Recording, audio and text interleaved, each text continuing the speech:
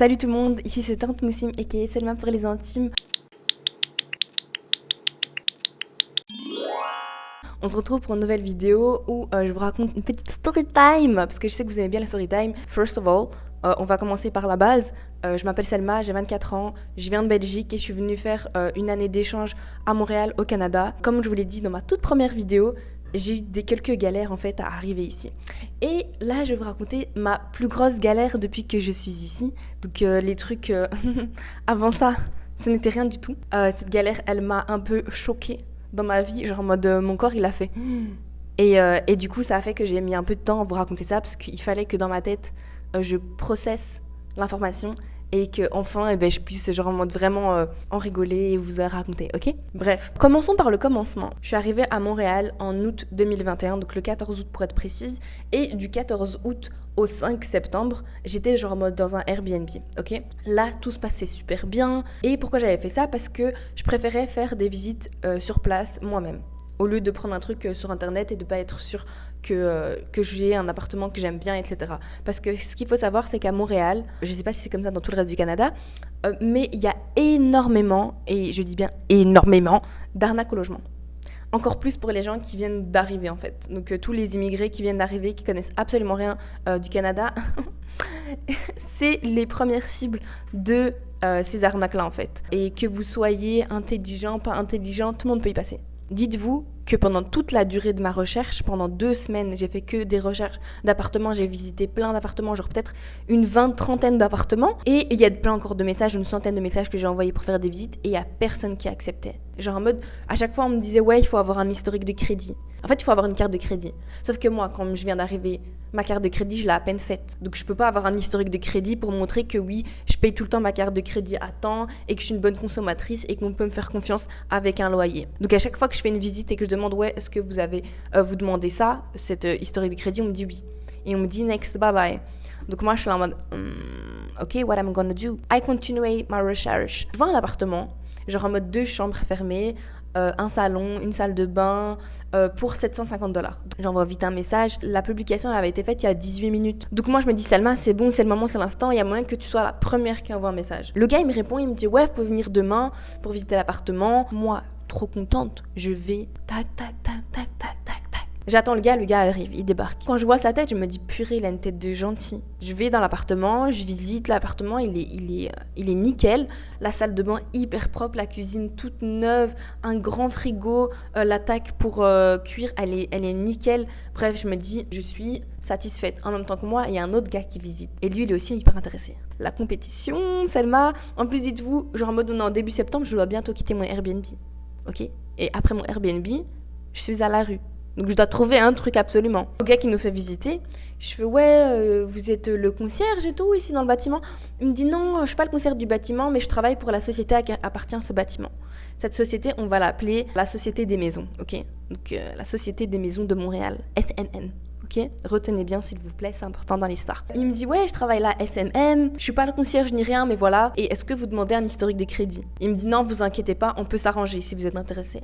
Je fais monsieur, moi écoutez, je suis étudiante internationale, c'est le logement le moins cher que j'ai trouvé. En plus, comme il y a une chambre en plus, il y avait 2 chambres comme je vous ai dit, et je peux la mettre à louer, donc je peux avoir une colocataire, je peux payer que la moitié du loyer, donc moi c'est tout bénef. Et il me dit non, vous inquiétez pas et tout, ouais je comprends et tout ce que vous dites, moi aussi je suis arrivée de je sais pas quel pays, je comprends ta galère. Je suis hyper contente. Et je me dis, ok, et là, l'autre gars qui visite en même temps que moi, il dit, ouais, moi aussi, je suis hyper intéressée. Moi, je suis là en mode, vas-y, frère, tu peux trouver d'autres logements. Moi, je peux pas trouver d'autres logements. Anyways, le gars de la SMM, on va l'appeler Cédric, ok? Pourquoi on va l'appeler Cédric? Parce qu'à toutes mes copines à qui j'ai raconté l'histoire, j'ai dit le prénom Cédric. Mais dites-vous dans votre tête, le gars, il avait un prénom pas commun du tout. En tout cas, que moi, je ne connaissais absolument pas, mais je vais pas dire son prénom comme ça. Donc, on va l'appeler Cédric. Dites-vous, Cédric, c'est pas un nom commun. Vous oubliez tous les Cédric que vous avez connus dans votre vie. Il n'y en a qu'un seul maintenant, et c'est ce gars-là, ok? Il me dit, ouais, je m'appelle Cédric, je sais pas quoi. Je vous envoie les documents, vous me les renvoyez. Celui qui est le plus rapide, qui m'envoie les documents le premier, je le prends. Moi, je me dis, oh my god, je suis dans la merde. Moi, j'ai pas de wifi, j'ai pas de 4G, j'ai rien du tout. Faut vite que je rentre à mon Airbnb pour envoyer, pour compléter les documents et les envoyer. C'est exactement ce que je fais. Je rentre direct chez moi. Je complète le document, je lui envoie direct. Mais vraiment, genre en mode et je lui envoie un gros message, un big message comme ça. monsieur, s'il vous plaît, moi je suis étudiante internationale, j'ai pas de famille, je suis toute seule. Bref, la mskina comme ça. Bref, s'il vous plaît, comprenez-moi, j'ai pas d'historique de crédit, c'est difficile pour moi de trouver un logement. Et il me dit, t'inquiète, je garde l'appartement pour toi. Moi, je me dis, wow! Mais en même temps, je me dis pas wow. Je me dis, Selma, ne crions pas trop vite victoire. Parce que toute ma vie, je suis tout le temps comme ça, en fait. Dès que j'ai une bonne nouvelle, je suis en mode, maybe it's not that good. Là, je me dis, quand t'as les clés en main, tu peux dire, Dieu merci, j'ai cet appartement, je ne suis pas SDF. Le lendemain, un truc comme ça, il m'envoie une réponse, ouais, envoie-moi ça, c'est toi que j'ai choisi, patati patata. Moi, encore, wouhou! Mais en même temps, ne crie pas trop vite victoire, ok? Je remplis tous les documents qu'il me demande de remplir. Tout ce qu'il y a de plus normal quand tu prends un appartement, en fait. Et après, quand on se revoit pour qu'il me donne les clés, il me dit, ouais, l'ancien locataire aussi s'appelait Cédric. Mais moi, quand tu me dis ça, je me dis, ouais, même si c'est pas un nom commun, c'est possible que deux personnes s'appellent de la même manière. Genre en mode, c'est possible qu'il y ait une autre Selma dans le monde. Genre en mode, on le sait, tout le monde le sait. C'est pas un nom original, genre comme le nom du gosse de Elon Musk. Bref, j'ai oublié de préciser un petit truc. Dans la ville de Montréal, il y a une épidémie de punaises de lit. Et la première question que j'ai posée au gars quand j'ai vu que l'appartement me plaisait, c'était, excusez-moi, est-ce qu'il y a des punaises de lit? Et il me dit non. Moi, I was happy. I was like, yay! Je dis, est-ce qu'il y a des cafards? Parce que I don't sleep in a cafard apartment, I'm sorry. Genre en mode, tu me dis des araignées, pas de soucis, mais des cafards, non. Genre en mode, non. Tu me dis même une souris, je ramène un chat, mais pas des cafards. Bref, il me dit non, vous inquiétez pas, etc. Tout, j'ai les clés en main.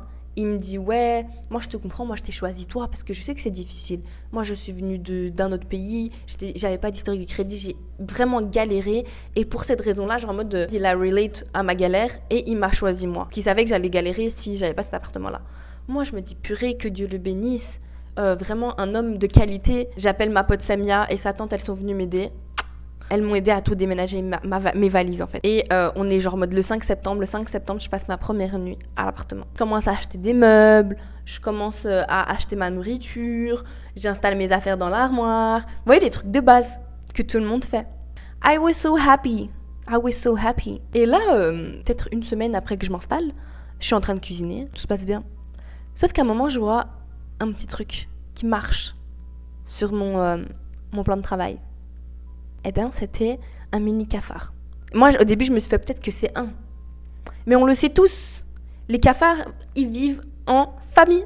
Donc, il n'y en avait pas que un. Et après, à chaque fois, je voyais des cafards. Des petits, mais c'est à chaque fois, soit des comme ça, soit des minuscules comme ça. Ok, donc, c'était pas les sarkzit du Maroc bien comme ça, bien ma'amrin bzit. Et donc, à chaque fois, déjà, moi, au début, j'avais peur.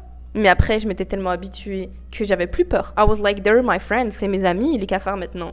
Je vis là, ils vivent là, ils payent pas le loyer, mais ils sont là, quoi. Et là, je crois que j'envoie un SMS à Cédric, notre ami de la SMM, la Société des Maisons de Montréal, et il me dit non, mais vous inquiétez pas, genre en mode il y a quelqu'un qui va venir pour faire un nettoyage des cafards, un truc comme ça, bref. Je me dis, c'est quoi, peut-être que c'est juste passager. Peut-être que comme il y a personne qui habitait dans cet appartement, ils se sont mis à l'aise, mais comme moi je vais être là, je vais faire du bruit, etc., ils vont partir. Moi, j'ai trop cru dans ma tête, j'étais un peu bébête. Bref, j'étais pleine d'illusions, comme quelqu'un qui vient d'arriver d'un nouveau pays et qui est trop content. Bref. Je me considère comme une personne assez responsable et plutôt intelligente. Genre en mode un petit peu quand même intelligente. Ok ? Donc je sais que quand je fais des trucs, en général, je double-check, je triple-check. Même parfois, on va dire, ouais, Salma, tu poses des bêtes questions. Parce que je vais être sûre et certaine, en fait, que c'est la bonne information que j'ai devant moi, ok ? Après quelques temps, genre en mode de, peut-être on est le 20 du mois, le 20 septembre, et je reçois une lettre dans ma boîte aux lettres. Et ça, c'est cette lettre qui a commencé à bouleverser mon rêve. Je reçois une lettre au nom de Cédric. Cédric, qui est l'ancien locataire. Et qui met que Cédric n'a pas payé le mois d'août et le mois de septembre. Sachant que moi, quand je me suis installée dans l'appartement et que Cédric de la SMM m'a demandé le loyer et que ici c'est chose courante de payer le loyer cash, j'ai payé le loyer cash chez Cédric et il m'a envoyé un reçu. Moi, je me dis, le Cédric, l'ancien locataire, si il est mis qu'il n'a pas payé le mois de septembre, c'est peut-être parce qu'ils n'ont pas encore update le dossier de cet appartement et que du coup, c'est peut-être pas trop grave. Peut-être genre en mode l'administratif, il est lent ici, genre I don't know. Quand j'ai fait toutes les démarches, j'ai demandé à chaque fois à des gens qui s'y connaissaient de checker. Quelques jours plus tard, genre peut-être le 25 du mois. On toque à ma porte le matin, à 9h. Oui, on est là pour la désinfection, je sais pas quoi. Moi, j'étais secranat benes, j'étais bourrée de sommeil. Je me lève de mon lit, je m'évite mon foulard, j'ouvre la porte et t'as un gars qui rentre. Il me dit, ouais, on est là pour enlever les insectes, je sais pas quoi. Je fais pardon. Il me dit, bah ouais, on vous a envoyé un courrier. Et en fait, Indeed, il avait mis l'avertissement et tout, l'avis qu'ils allaient passer à cette date-là. Et moi, j'ai pas capté, en fait. Le gars, il me dit, il voit ma tête qu'il n'avait jamais vue auparavant. Et le gars se trouvait être, donc il y avait le gars pour enlever les insectes et le gars qui était le concierge. Il me regarde, il voit que ma tête, elle comprend pas ce qui se passe. Il me dit, excusez-moi, madame, vous êtes locataire ici? Et je fais oui. Il me dit, depuis quand? Je fais, bah depuis septembre. Et je fais, ouais, mais de toute façon, c'est votre collègue Cédric qui m'a fait visiter l'appartement, qui m'a donné les clés, etc. Et il me regarde, et il me dit, mais on n'a pas de collègue qui s'appelle Cédric. Moi, je tombe de haut et je comprends pas ce qui se passe. Et j'étais là en mode, comment ça, il n'y a pas de collègue qui s'appelle Cédric? Et il me dit, ouais, s'il vous plaît, madame, donnez-moi votre contrat que vous avez signé. Il me dit, vous avez bien signé un contrat? Je fais oui. Il me dit, montrez-le-moi. Je lui montre mon contrat. Et là, il voit et tout, il check. Il me dit, ah non, vous inquiétez pas et tout, c'est bon. Genre en mode, t'inquiète. Il me dit, par contre, on va repasser parce que l'appartement est rempli de punaises de lit. Moi, double choc. Je fais pardon. Il me dit, vous le saviez pas? Je fais bah non, sinon j'aurais pas pris l'appartement en fait. Je vais pas me mettre moi-même dans la merde. Parce que les punaises de lit, elles vont dans tous tes textiles, dans tous tes meubles. Et ça fout la merde. Et c'est très difficile de s'en débarrasser. Moi, je vais pas me faire des problèmes dans ma tête. Je suis sous le choc. Je sais pas ce qui arrive. Genre en mode, je me dis, mais il m'a dit que c'était ok, mais il a fait une tête bizarre quand même, tu vois. Que vais-je donc faire? À ce moment-là, en fait, ce que je fais, je me dis, Selma, te laisse pas dans la merde, parce que s'il y a un truc chelou comme ça, faut peut-être se poser des questions. Donc j'envoie un mail à une association de locataires, ok, de protection de locataires et tout, donne des conseils, etc. Je leur explique la situation, je fais ouais, il y a un truc un peu chelou et tout. Et quelques jours plus tard, je me dis, c'est quoi, Selma, contacte la SNM et dis-leur ce qui se passe. Donc j'envoie un mail en expliquant la situation. Je fais écoutez, moi je viens d'arriver, il se passe ça. Comme je vous ai expliqué, maintenant j'envoie tout un giga mail. Au début, il me répond pas. Je relance, au début, il me répond pas. J'appelle même. On me dit, madame, vous n'êtes pas du tout dans notre base de données, en fait, vous n'existez pas. Donc en fait, moi, j'étais dans un appartement qui ne m'appartenait absolument pas pendant déjà 1 mois. Donc j'étais genre en mode je l'occupais, mais c'était pas halal, en fait, dans la loi. Je pouvais pas, en fait, l'occuper, cet appartement. Et en plus de ça, on m'a volé $750. Et encore, genre en mode, peut-être on est le 28 ou le 29 septembre, je suis en train de faire mes courses et je reçois un SMS de Cédric, que j'avais appelé 1 milliard de fois, qui me répond finalement, vous devez quitter l'appartement immédiatement. Moi, c'est comme si tu m'avais donné un coup dans le ventre, genre je suis comme ça, pliée dans le magasin, j'ai envie de vomir, parce que je suis en mode, je suis effectivement dans la merde. J'essaie de l'appeler, je l'ai appelé une dizaine de fois, il m'a jamais répondu. Jusqu'à ce jour, il ne m'a absolument jamais répondu. Et là, je me rends compte que tu t'es fait arnaquer, comme une débutante. Genre en mode, ça devait arriver, c'est tombé sur toi, Selma, t'es dans la merde. Je rentre vite chez moi, et je me dis, bah, si l'appartement, il m'appartient pas, je suis dans la merde, mais en attendant, j'ai nulle part où aller. J'ai vraiment nulle part où aller. Je peux pas aller, genre en mode ok, j'ai des copines, mais je les connais depuis 1 mois, je vais pas aller squatter chez elles. Je dois trouver un autre appartement. Sauf qu'on est au mois d'octobre et il y a moins d'appartements qu'en début septembre, parce que début septembre, c'est le moment où les gens quittent leur appartement, les étudiants rentrent dans les nouveaux appartements. Bref, c'est une grosse galère. Et en même temps, moi, il y a mes affaires dans mon appartement. Et le Cédric, comme il s'est présenté comme travaillant chez la Société des Maisons de Montréal, il a un double des clés. Et il m'a dit, madame, j'ai un double des clés. Hein. Ce qui est normal, normalement, quand t'es un concierge, en fait, que t'as un double des clés d'un appartement. Vu que t'es le concierge, t'as le droit de rentrer si on te donne l'autorisation. Donc là, je me rends compte que je ne suis pas légalement propriétaire de l'appartement, enfin locataire de l'appartement. Et il y a Cédric qui a le double des clés. Et moi, j'ai des affaires, j'ai mon passeport, j'ai tous mes habits, on va dire les habits, c'est pas très grave, j'ai mon iPad, j'ai des trucs, quoi, que je ne veux pas perdre. Genre en mode, ok, mes cartes de crédit, de banque, elles sont toujours sur moi, mais quand même, genre, c'est des objets précieux. Dites-vous qu'à partir de ce moment-là, partout où j'allais, j'avais mon passeport, mon iPad et mon argent. Partout où j'allais. Et ça me pesait. Parce que je me dis, si je me fais voler mon sac, on va dire c'est tellement chiant en fait. Je suis pas en Belgique pour refaire Bref, j'avais de la pression constante d'avoir mes objets précieux avec moi en fait. Quand je sortais de chez moi, de pas chez moi en fait, de mon pas chez moi, je vérifiais à chaque fois que j'avais tous mes trucs précieux sur moi. Le temps passe, j'essaie de faire une visite d'appartement, mais le moral à zéro. Tu dis purée, mais tu t'es fait arnaquer, mais genre comme une agouna, genre comme un cacaboudin. T'as perdu 750 balles. Ok, l'un dans l'autre, genre en mode j'ai quand même vécu un mois dans cet appartement-là. Du coup, genre en mode 750 balles, c'est pas trop grave. Genre en mode tu les aurais quand même payés autre part. Là, on est au mois d'octobre. Je cherche vite fait un appartement. J'ai des potes qui cherchent avec moi. Je sais pas quoi faire. Franchement, je sais pas quoi faire. Genre en mode j'ai le moral à zéro. Je ne suis jamais dans mon appartement à part pour y dormir. À partir en fait de genre mode le 20 septembre, je commence à passer des nuits de 4 heures. J'étais aux aguets, je me réveillais tout le temps. Je dormais pas en fait. Déjà j'ai des problèmes de sommeil, mais là je ne dormais pas. J'avais tellement peur que ce gars il rentre dans mon appartement. Et un jour, j'étais en train de salle avec mes potes. Je rentre le soir, il est genre 22h. Parce que oui, je sortais le matin, je rentrais très tard le soir parce que je voulais ni voir les cafards, ni me dire ouais, t'es pas dans cet appartement, c'est même pas à toi. Genre tu dois te barrer. Un jour je rentre le soir et je me dis wow, c'est bizarre, mais il y a des affaires qui ont bougé. Et je me dis mais Selma t'es folle, genre en mode t'as une mauvaise mémoire, t'as bougé ça, tu t'es pas rendu compte. Puis il y a un seul truc qui m'a fait me rendre compte. En fait, dans l'appartement, il y avait vraiment un truc qui avait bougé. Il y avait genre en mode un meuble qui avait bougé de place. Et là, je me dis, t'es dans la merde. Genre là, j'appelle Samia direct. Je suis pas du genre à demander de l'aide vite. Genre, j'ai vraiment du mal avec ça.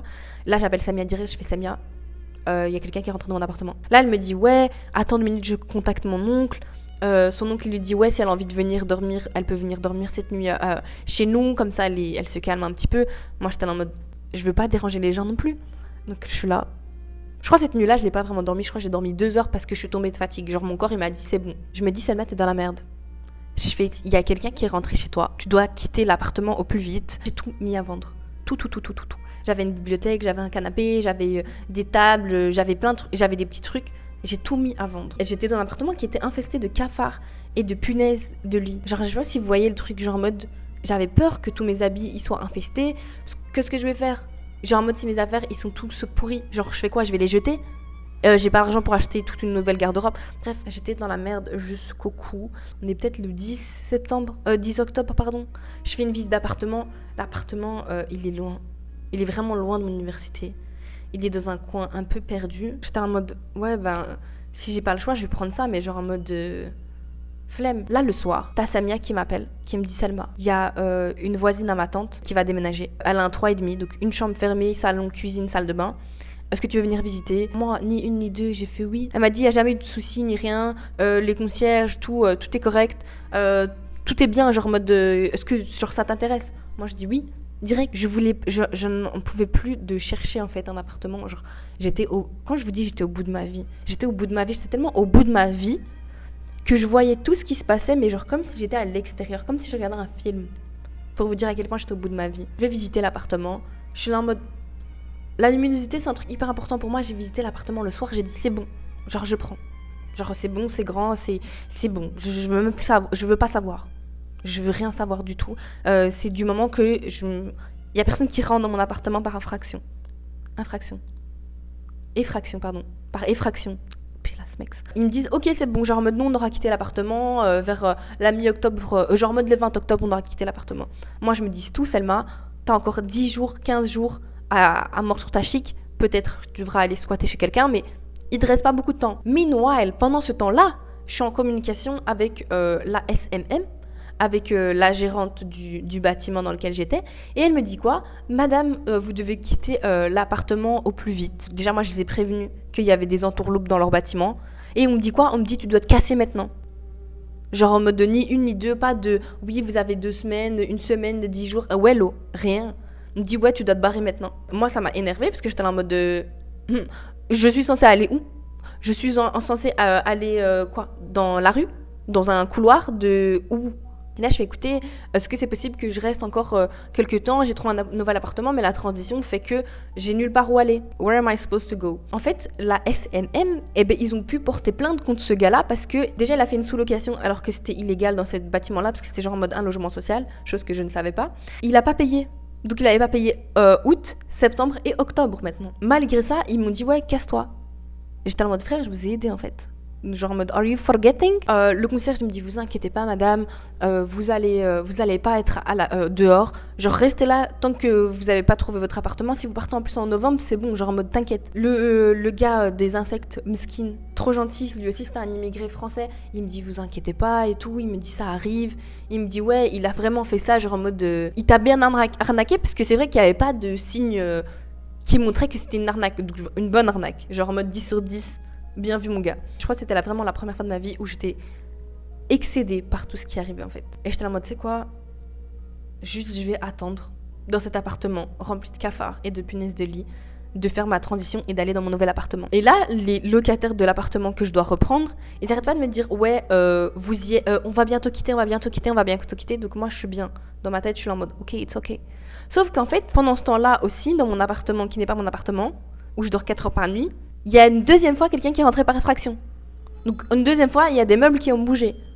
Donc moi, je ne passe pas des nuits en fait. Je me pisse dessus quasiment et je dors toutes mes nuits avec un couteau sous mon oreiller et avec une grosse chaise de bureau qui est coincée contre la porte d'entrée. Et ça, c'était depuis, genre mode pendant 1 mois quasiment. J'ai dormi comme ça. 1 mois et demi presque. J'ai dormi comme ça avec un couteau sous mon oreiller. Ça se voit que je suis pas musclée. Je ne sais pas me battre. En fait, je sais pas ce que je vaux à la bagarre, mais c'est en panique. J'étais en mode, il y a quelqu'un qui peut rentrer. Il a quand même les clés. Que ce soit lui ou quelqu'un d'autre qui soit rentré. Parce que peut-être que c'était le concierge. Mais le concierge, j'aimerais quand même prévenu. C'était la merde.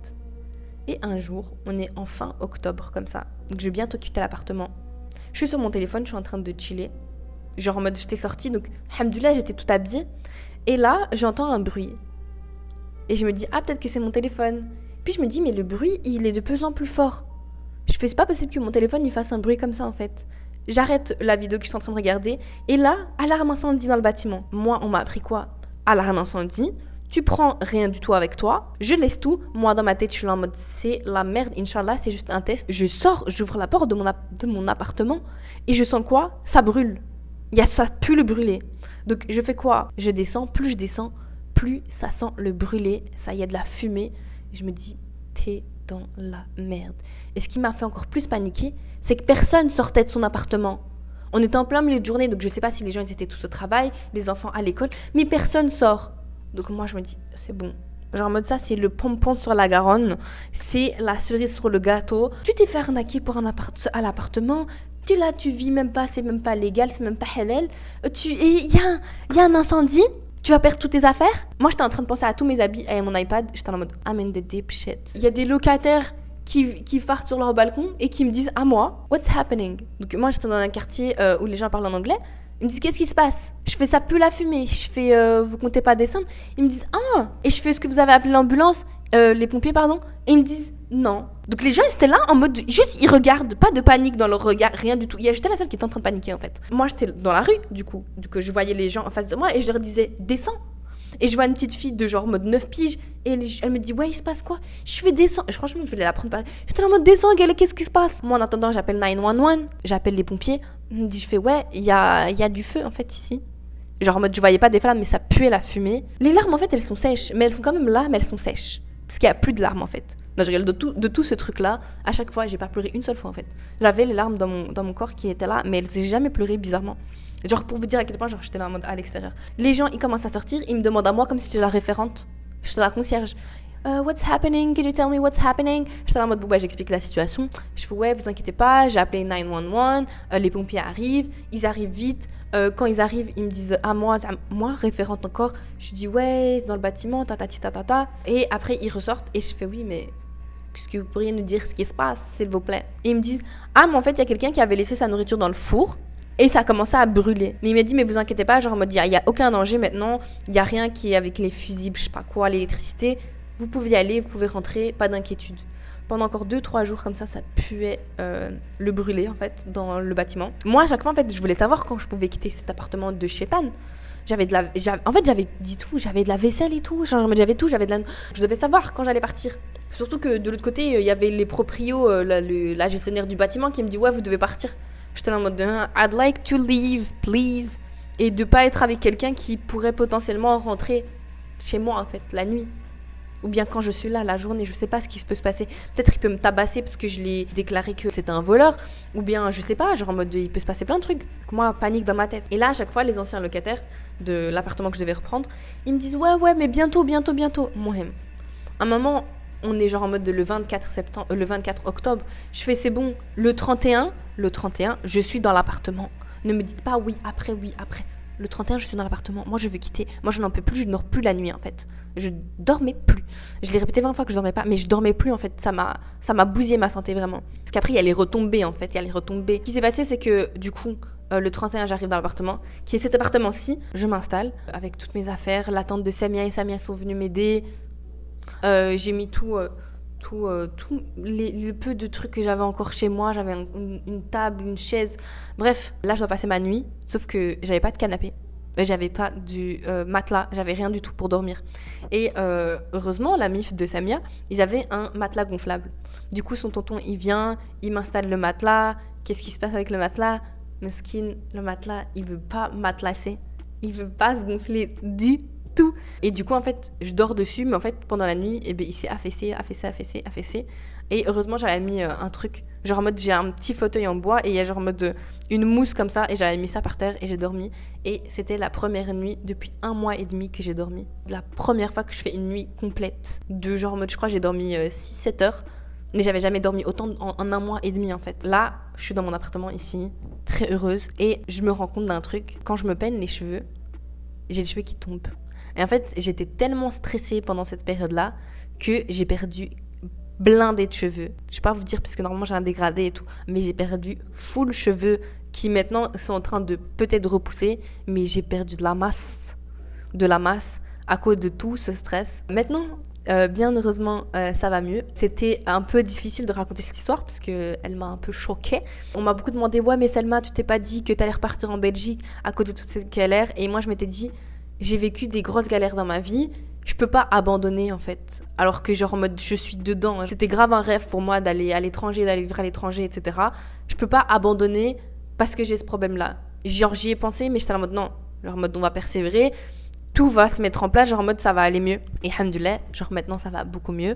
Je suis dans un appartement qui est vraiment hyper correct, qui est grave grand, j'ai grave de la chance. Je suis dans un quartier qui est vraiment chouette et tout. Quand vous cherchez votre appartement, je l'ai dit dans la FAQ, faites hyper attention parce que c'est hyper facile de se faire arnaquer, même quand tu connais, parce que je m'étais hyper documentée en fait sur les lois, etc., à quoi faire attention, etc.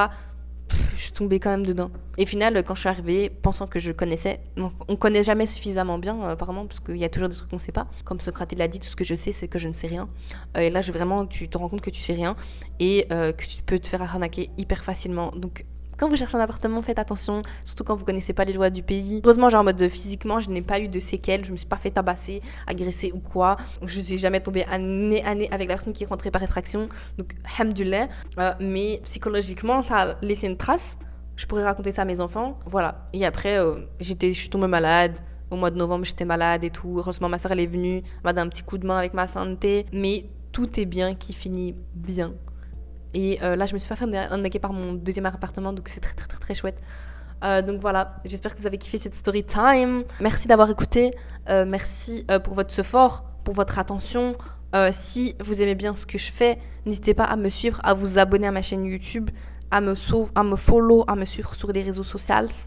En attendant, buvez de l'eau. Pour ceux qui jeûnent, courage à vous, parce que là, on est en plein mois de Ramadan. J'ai plus de salive. Je vous kiffe. Merci les BG de m'avoir écouté.